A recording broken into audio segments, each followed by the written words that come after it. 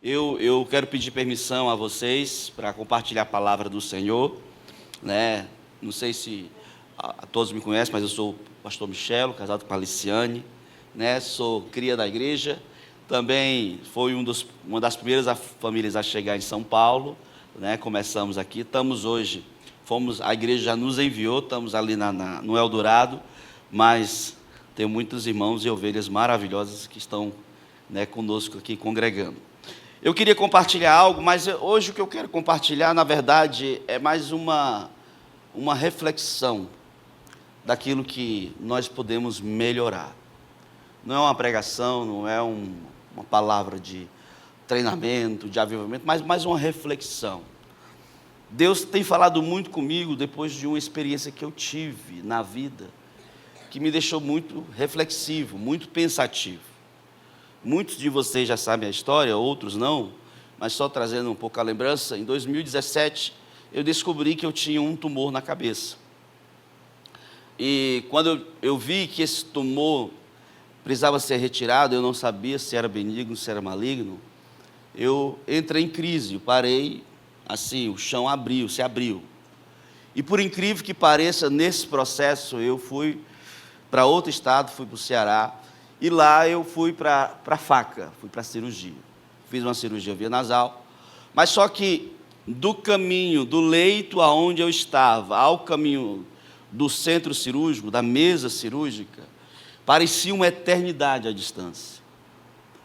E eu tive que ir numa cadeira, pelo fato de que passei por toda a higienização, e naquele processo eu pensei, Deus, me deixa eu voltar. Porque eu não sei o que vai ser da minha vida, ou da minha família. Eu não sei o que vai ser da minha esposa sem mim. Eu não sei o que vai ser dos meus filhos. Isso faz 8 anos atrás. Eram pequenos, já são maiores, mas eram menores. E me dá uma segunda chance. E eu fui para a cirurgia e voltei.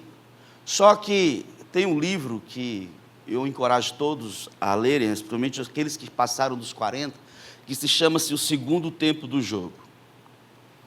Você perdeu o primeiro tempo, você tem mais um tempo do jogo da sua vida.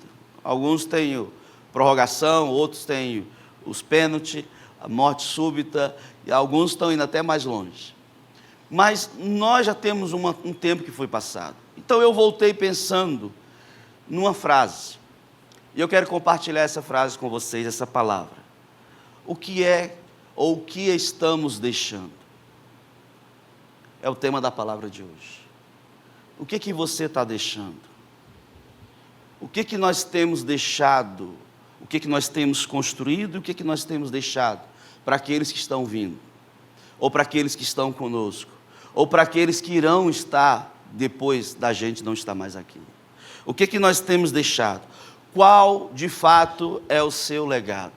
Que legado é que nós estamos construindo para aqueles que estão vindo para a igreja? Que legado é o que nós estamos construindo para aqueles que estão caminhando com a gente, os nossos filhos, filhos biológicos e filhos espirituais? Existe uma diferença, queridos, de legado e de herança. Herança são coisas que nós deixamos, e nem toda herança é um legado, mas todo legado é uma herança. Herança são coisas que nós conquistamos, como bens materiais, como posses, como carros, casas, como algo que foi aquisitivo para a gente, conquistado pela gente, que nós deixamos para a nossa geração, para a nossa descendência. Mas o legado é muito mais do que isso. O legado, a herança faz parte de um legado também, mas legados são coisas que nós deixamos que não são bens materiais, princípios, valores. São coisas que Deus tem nos dado, mas que nós temos conquistado para deixar para outras pessoas. E aquilo que nós deixamos de legado, se for uma coisa boa, legal, e se for ruim. Porque toda herança ela é tanto positiva como negativa.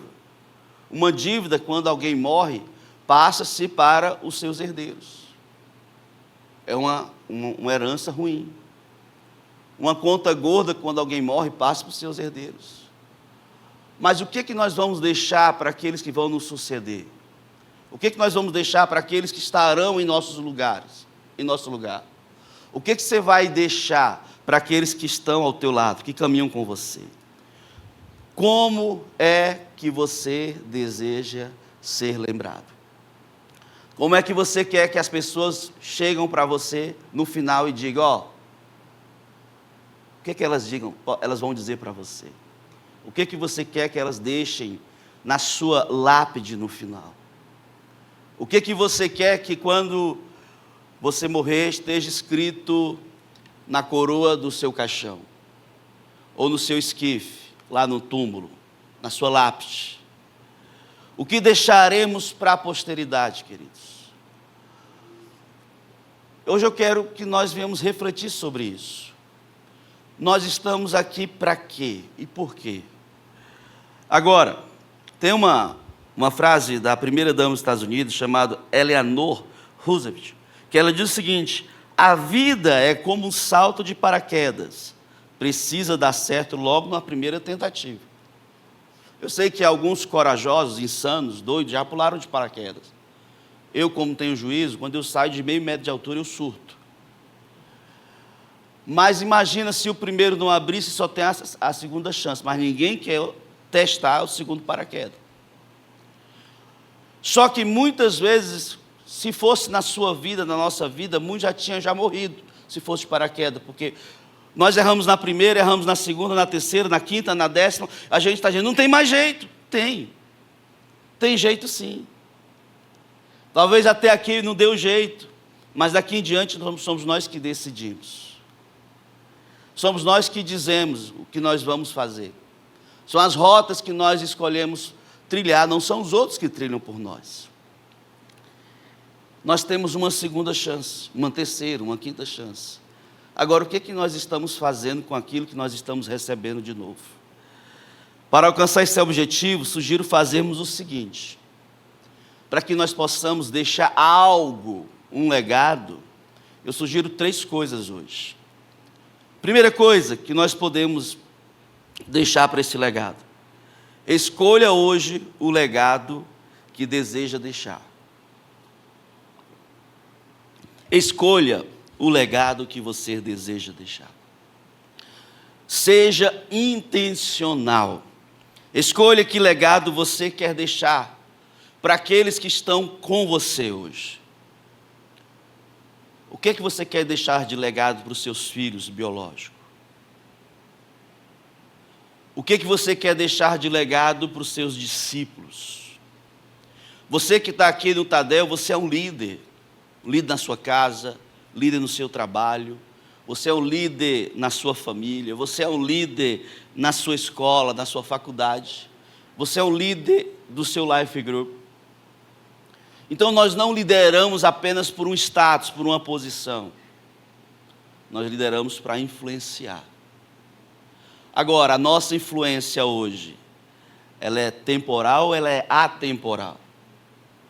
Ela acaba quando eu termino o life group, quando eu termino a faculdade, quando eu termino o meu dia de trabalho? Ou ela perdura por longos anos de vida? Aquilo que você fala no seu life group, onde você está, no seu ciclo de influência, no seu oikos, ela é atemporal, ela perdura por toda a vida? Então nós precisamos influenciar. Josué, ele deixou um legado de fé. Josué no capítulo 24, versículo 15, se você puder acompanhar, Josué deixou um legado de fé, de coragem, de obediência. Olha aqui que ele fala: mas se vós parece mal servir ao Senhor, escolhei hoje a quem sirvais. Se aos deuses a quem serviram vossos pais, que estavam além do rio, quer dizer, no Egito, porque eles saíram do Egito, ou aos deuses dos amorreus, quer dizer, das terras prometidas, de Canaã, onde eles atravessaram, em cuja terra habitais. Mas ele coloca, olha o que ele fala: vocês estão servindo ou os deuses do Egito, ou os deuses de Canaã, onde nós estamos, mas eu e minha casa serviremos ao Senhor. Que essa graça de Josué possa estar sobre nossas vidas, que nós possamos transferir um legado que nós aprendemos da nossa liderança, daqueles que nos mentorearam, daqueles que nos influenciaram, como Josué foi influenciado por Moisés, mas nós possamos ser Josués na vida daqueles que estão conosco, da vida dos nossos discípulos, da vida dos nossos filhos, do nosso cônjuge, ou das pessoas que estão ao nosso redor. Josué reafirma essa decisão de seguir somente a Deus. Ele propôs algo que ficasse não no tempo dele, mas fosse perdurar por anos e anos, por décadas, ou por uma história, que ecoasse na eternidade. Nós precisamos disso. Porém, nós temos que entender que quem tem transmitido legado em nossas vidas são aquelas pessoas que caminham ao nosso redor. E nós, se estamos aqui hoje, é porque alguém está nos influenciando. Mas uma reflexão que eu faço hoje, que eu proponho hoje é: e quem nós estamos trazendo para ser influenciado por nós? Quem nós estamos despertando que está ao nosso redor para ser influenciado por nós? Os nossos discípulos estão sendo influenciados por nós? Ou estão apenas sendo dirigidos por nós? Os nossos filhos estão sendo influenciados por nós? Ou apenas só, como diz, mandado por nós? Tem que ir, tem que fazer. Nós estamos influenciando, motivando ou apenas estamos direcionando? Quem tem mentoreado a sua vida? Cada líder, cada pastor, cada pessoa, os nossos avós, os nossos pais, os nossos discipuladores, eles têm algo que cada um de nós temos uma admiração, de maneira direta ou de maneira indireta, que a gente, quando lembra, a gente se alegra. Quantas coisas o meu avô, minha avó, faz eu lembrar deles de coisas gostosas, agradáveis, da minha infância. De forma inconsciente eu lembro, porque eles influenciaram. Quantas coisas o meu líder, o meu pastor, o meu discipulador, de forma inconsciente influenciou a minha vida. E eu lembro. Agora, é comprovado que pessoas que nos influenciam, eles não influenciam de maneira que eles estão dizendo: ei, eu estou te influenciando. Não. Pelo contrário, pessoas que nos influenciam inconscientemente, naturalmente. Nós somos influenciados por outras pessoas naturalmente, de maneira prática, direta. Por isso essa importância de nós sermos inconscientes, mas de uma maneira que é a nossa vida, é natural você fazer isso. Nós possamos fazer algo naturalmente, e não porque tem gente que está olhando para mim, tem gente que se eu não fizer não vai estar comigo, tem gente que... Não, a gente tem que fazer porque é uma posição que Deus nos coloca para influenciar outras pessoas.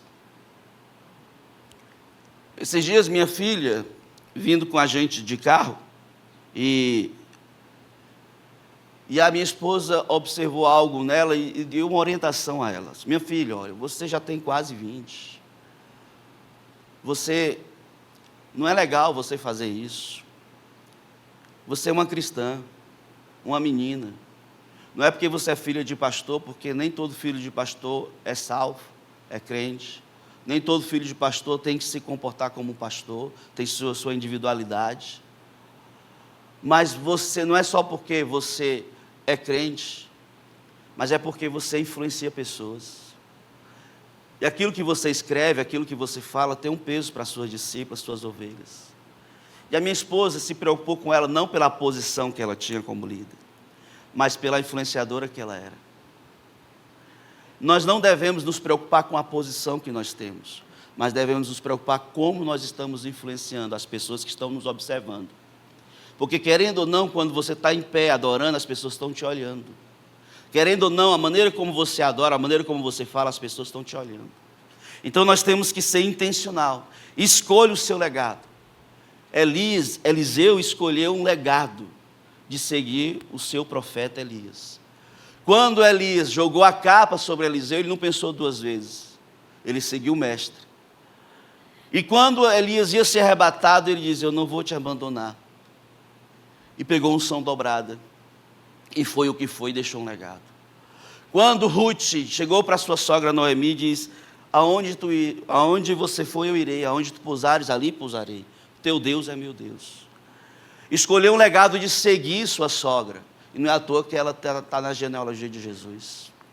Esther decidiu o legado de jejuar pelo seu povo, senão o seu povo teria sido eximado da face da terra.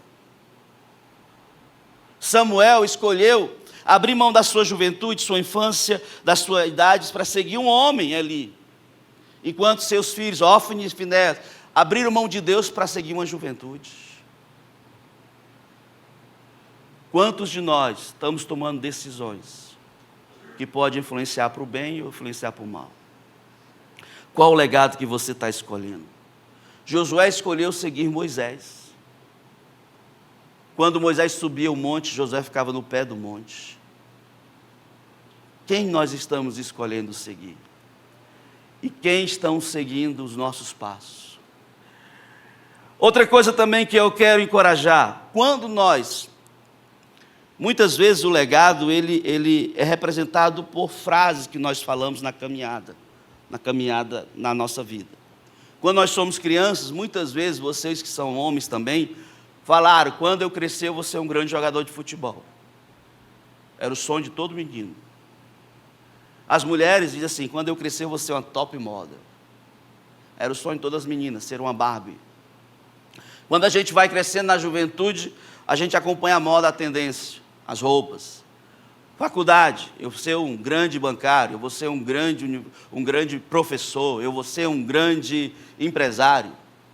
Mas quando a gente conquista essas coisas, na fase adulta, a gente pensa: eu vou ser um grande discipulador, quando a gente se converte, um grande cristão, um grande líder de life group. Só que no processo da caminhada nós vamos amadurecendo e as frases de infância adulta vão se moldando, mudando. Qual é a frase que você tem falado hoje? Ou o que é que as pessoas falam de você quando olham para você?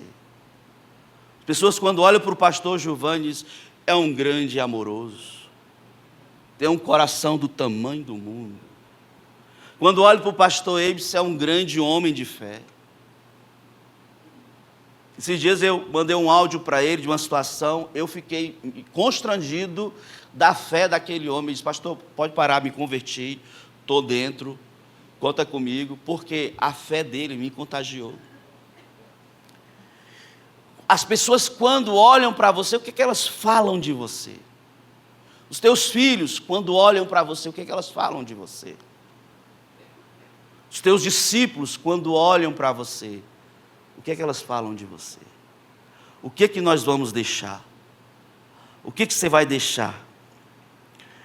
O que construímos e o que estamos construindo deve ser, na verdade, o desejo de agregar valor às pessoas. Não é o que vamos nos tornar, não é o que vamos conquistar, não é o que nível nós estamos crescendo, não é quão renomado ficamos, não é, queridos, o ter. Não é errado o ter, pelo contrário, o errado é quando a motivação nos tira do propósito, do foco. Agora, o correto é o ser. O que é que eu sou para aquelas pessoas que estão me seguindo? O que é que eu sou? Eu sou um servo de Deus ou sou apenas alguém que impõe que os outros sirvam? As pessoas que estão ao meu lado vê na sua vida, na nossa vida, alguém que pratica o servir de Deus, que influencia de forma inconsciente, de uma maneira gostosa, de uma maneira bonita de ser vista. John Maxwell, gosto muito desse escritor e leio muito e quero te encorajar, um dos melhores escritores de liderança.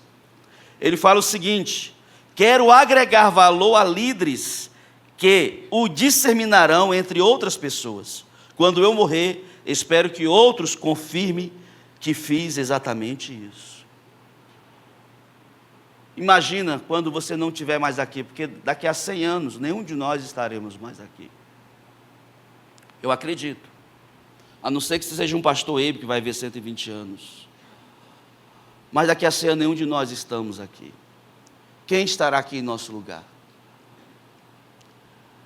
Será se nós vamos influenciar ao ponto que as pessoas que irão vir depois de nós vão dar continuidade àquilo que nós estamos fazendo? Imagina, aquilo que você está liderando vai ser palha, vai apagar com fogo, vai queimar com fogo, ou vai ser algo que vai durar por toda a eternidade?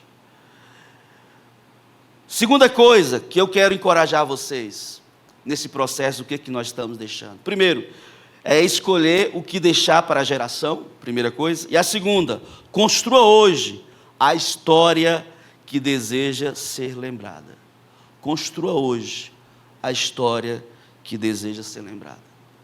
Qual é a história que você está escrevendo que vai ser lembrada por eternidade? Crie memórias na vida das pessoas que estão contigo.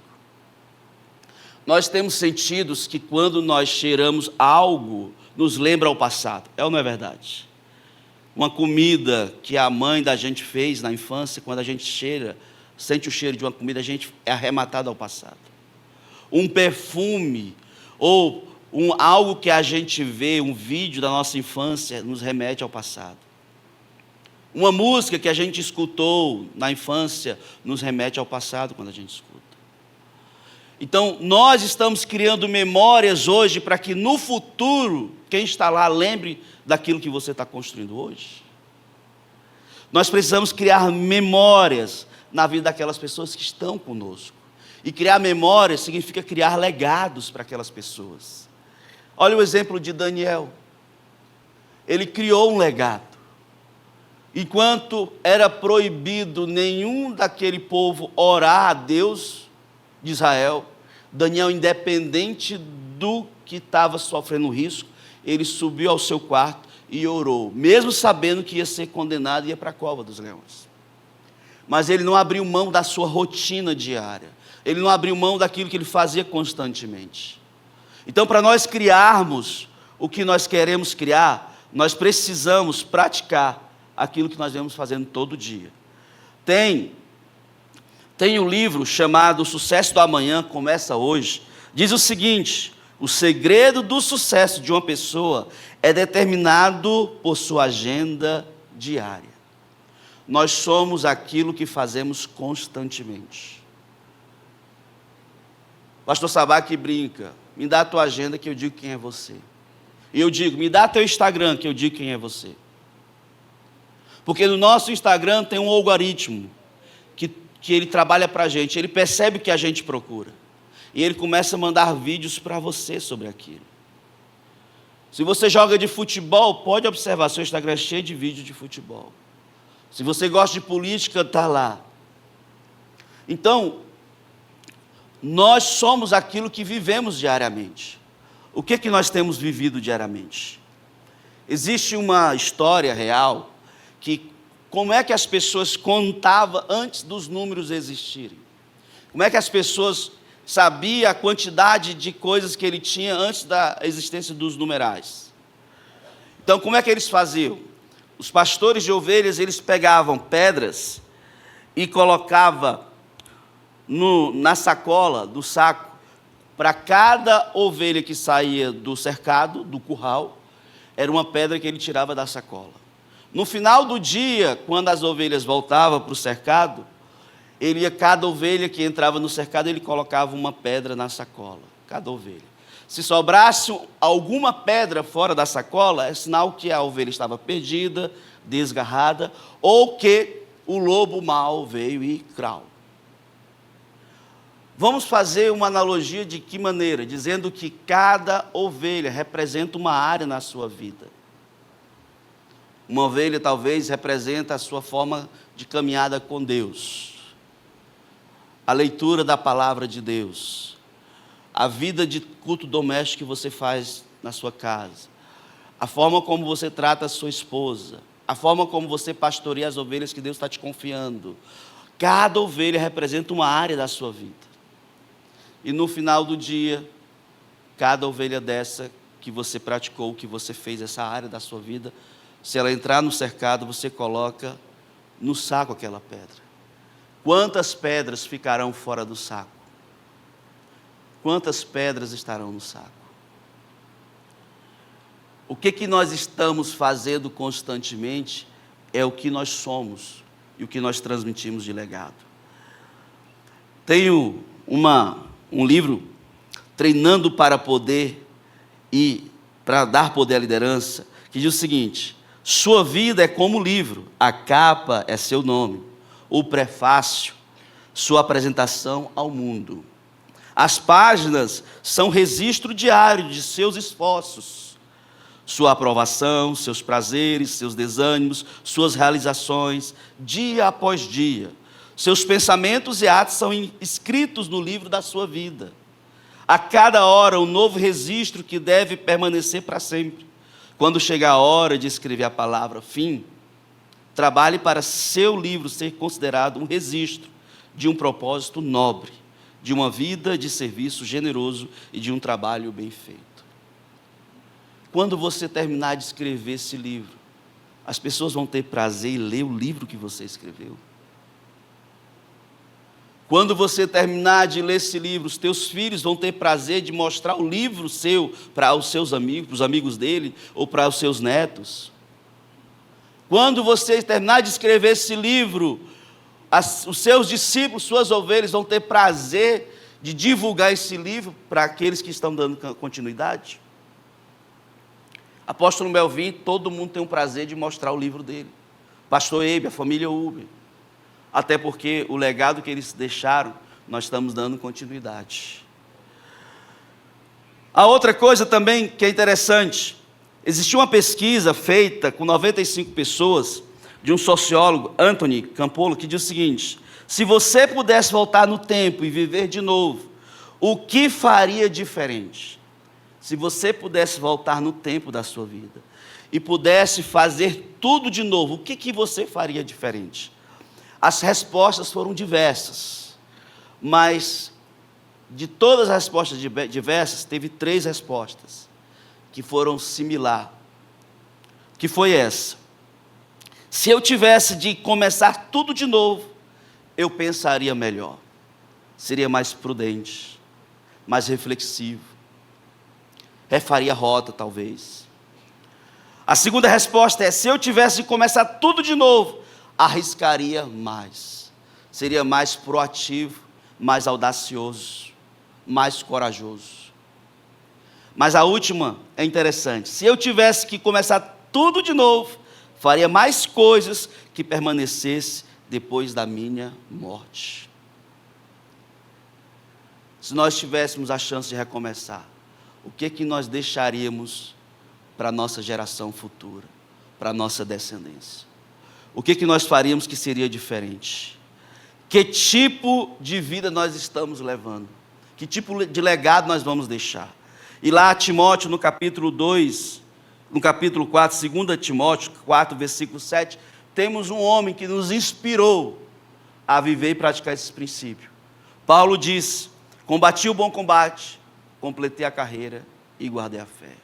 O homem que viveu, que teve uma segunda chance, porque a primeira era perseguidor, e na segunda ele era um perseguido, e sofreu, e a Bíblia diz, Jesus falou: esse vai ser instrumento da minha vida, para glorificar o meu nome, vai ser muito usado. Foi perseguido, foi algemado, derrubaram ele do abismo, foi naufragado, foi mordido por serpente, mas ele disse: combati o bom combate. Nós temos combatido o bom combate que Deus tem nos confiado. Nós temos feito a nossa parte em casa. Nós temos feito nossa parte como irmãos em Cristo. Nós temos feito nossa parte no nosso Life Group, na vida daquelas pessoas que Deus está nos confiando. Nós temos discipulado com a nossa vida aquilo que Deus tem nos dado.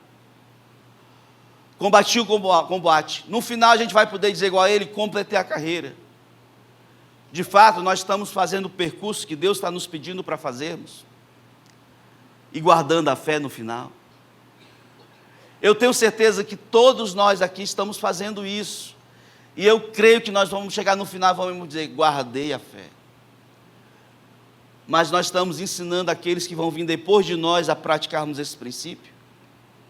Porque o que seria do cristianismo se Jesus tivesse falhado? O que seria do cristianismo se os apóstolos, os discípulos de Jesus tivessem falhado? O que seria de nós se aqueles que nos evangelizaram tivessem falhados? E o que vai ser daqueles que irão vir depois de nós, se nós falharmos na maneira, no comportamento de falar da palavra, do evangelho e do cuidado de transferir esse legado? Nós precisamos cumprir aquilo que Deus tem nos chamado. Escolher o que deixar de legado, construir hoje a história que deseja ser lembrado. E terceiro, por último, aproveite desde já o valor de um bom legado. Aproveite. Viva aquilo que você está construindo. Faça e não desista daquilo que Deus está te dando. O feito mais grandioso desta geração será ensinar o caminho das pedras para a seguinte geração, ou para a geração seguinte. Nós precisamos dar continuidade, precisamos pavimentar aquilo que nós estamos caminhando. É muito importante entendermos o seguinte: o educador Dale Elton diz o seguinte: conseguimos pelo menos dar o passo inicial na descoberta do sentido da vida quando plantamos árvores frondosas sobre cujas sombras não temos certeza absoluta de que jamais nos sentaremos. Imagina você plantar algo que vai crescer, vai dar uma sombra, e você sabe que você não vai ter idade suficiente para sentar naquela sombra, mas os teus filhos, os teus netos, os teus bisnetos vão sentar nela. Eu tive passeando no interior dos meus pais, visitei a terra dos meus avós, e teve lugares que eu andei que me remete ao passado, porém, meus avós não desfrutaram, mas eles plantaram para ter isso. Imagina você plantando algo que você não vai usufruir, mas sua geração vai usufruir. Os teus discípulos, as tuas ovelhas vão usufruir. Por isso a importância de nós investirmos na geração que Deus está nos confiando. De nós sermos menos egocêntrico, menos egoísta e mais cristocêntrico. Porque hoje tudo está caminhando para o eu. Vamos analisar. Nossa casa, nosso quarto, muitos dormitórios, cada um tem sua televisão e cada um assiste o canal que quer. Muitos de nós temos um celular e cada um tem sua rede social, e cada rede social é para você, não é para o seu vizinho.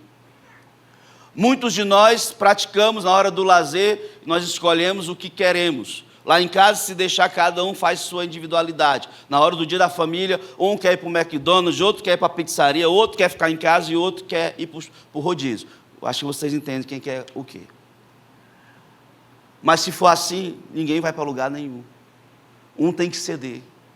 Então nós estamos pensando mais em nós, o que nós vamos ter, o que nós vamos conquistar, do que aquilo que nós podemos fazer em comum com o outro. Nós queremos ser bem cuidados, mas muitas vezes nós não queremos cuidar bem. Nós queremos muitas vezes o melhor, mas muitas vezes nós não queremos dar o nosso melhor. Nós queremos aquilo que é de melhor para a nossa casa, para a nossa família, mas nós não estamos dando o melhor para as outras famílias. Então a tendência nossa, se nós não nos policiarmos, nós vamos ser egocêntricos e vamos deixar Cristo de lado. Então por isso que para que nós possamos deixar um legado, pensar naqueles que estão conosco, nós precisamos olhar para o outro. Foi o que Moisés fez, viu em Josué alguém que estava caminhando com ele, e Moisés deixou um legado para Josué. E reconheceu esse legado. Observe o que Moisés falou para Josué em Deuteronômio 31, versículo 7. Ele diz o seguinte: esforça-te e anima-te, porque tu farás entrar este povo na terra, que o Senhor jurou a seus pais dar-lhes, e tu os farás herdá-la. Moisés sabia que não ia mais entrar na terra prometida, mas ele sabia que Josué ia fazer no lugar dele. E ele encorajou Josué a dar continuidade no seu legado. Nós estamos encorajando aqueles que irão nos suceder a dar continuidade no seu legado, no nosso legado. Quem vai substituir a sua vida? Quem vai dar continuidade àquilo que você tem feito? Imagina, quem vai dar continuidade ao que o pastor Eibe está fazendo? E se um dia o pastor Giovanni for embora, quem vai ficar no lugar dele? Tem que ser um cara muito amoroso. Se um dia o pastor Arão for embora, quem vai dar continuidade? E se um dia você for embora, quem vai dar continuidade ao seu lugar, no seu lugar? Tem um poema que eu quero finalizar, que diz o seguinte: o nome do poema é O Construtor de Pontes. Diz o seguinte: um velho, ao final de um longo dia, seguindo sozinho pelo vasto caminho, chegando a um rio profundo e vasto, escuro e frio, perigoso ao passar. Mas o velho atravessou com firmeza, sem hesitar, enfrentou a correnteza, e ao chegar do outro lado, ao entardecer, parou para construir uma ponte, para o caminho estender. Velho, disse o viajante que por ali veio, por que gastar tempo com tanto anseio? Já cruzou o rio, seu caminho já foi feito, por que então construir algo tão perfeito? O construtor ergueu a sua velha cabeça e respondeu com palavras de sabedoria e fé: este caminho hoje é fácil para mim, mas para quem vier depois, pode não ser assim. Haverá talvez um jovem viajante que enfrentará este rio, desafiador e distante. Ele pode cair ao tentar atravessar. Construa esta ponte para ajudá-lo a passar. Nós estamos construindo pontes para aqueles que irão nos suceder. Nós estamos construindo ponte para aqueles que estão caminhando com a gente, caminhando com você, conosco. Nós estamos construindo pontes para a nova geração que está chegando. Nós estamos ensinando os nossos filhos espirituais, nossos filhos biológicos, a construir pontes para aqueles que irão vir depois deles. Nós precisamos construir ponte. E a pergunta hoje é: quem virá depois de você? Vai assumir seu lugar? Vai ser melhor do que você? Vai dar continuidade? Ou vai desfazer tudo o que você construiu? O que nós estamos deixando? E eu quero dizer o seguinte: no final da sua vida, para finalizar, o que vão escrever na sua lápide quando você morrer? Porque daqui uns anos nós não estaremos mais entre nós, os vivos. Daqui uns anos você não vai estar entre os vivos e nem eu, ninguém. Mas o que vão escrever na sua lápide? Olha o que escreveram na lápide de Gandhi: a minha vida é minha mensagem. Na lápide de Gandhi, coloca aí: a minha vida é minha mensagem. A vida dele foi escrita em uma frase. Ele viveu e ele escreveu aquilo que ele viveu. Olha o que escreveram na lápide de Teresa de Calcutá, Madre Teresa de Calcutá: amar a Jesus como ele nunca foi amado antes. Ela amou Jesus como ele nunca foi amado antes, segundo o que as pessoas viam nela. Alguém que amou Jesus com a própria vida. Ficou reclusa cuidando de moribundos. Se entregou em prol de pessoas. Agora, olha o que escreveram na lápide do fundador da Missão Paz, lá em Santarém, pastor Lucas, pai do pastor Isaías e da pastora Esther, irmão do pastor Eibe. Lucas ajudou muitas pessoas a conhecer Jesus intimamente. Ele realizou o seu sonho de morrer por Cristo. E na verdade, quando ele caiu do avião, ele caiu glorificando a Deus, e ele morreu por Cristo. Ele ajudou muitas pessoas a ter Jesus. Existe um legado que ele construiu e que ele deixou. O que vão escrever na sua lápide no final? O que você está deixando? Qual o legado que você está deixando para a sua posteridade? Seja filhos biológicos, seja seus netos, seja seus discípulos, seja as ovelhas dos seus discípulos. O que nós estamos deixando? Eu quero pedir a você hoje que você reflita sobre essa palavra e que você possa rever aquilo que precisa ser revisto na sua vida, porque minha vida depois daquela cirurgia não foi mais a mesma. Que Deus abençoe Um excelente domingo, um excelente culto. Amém.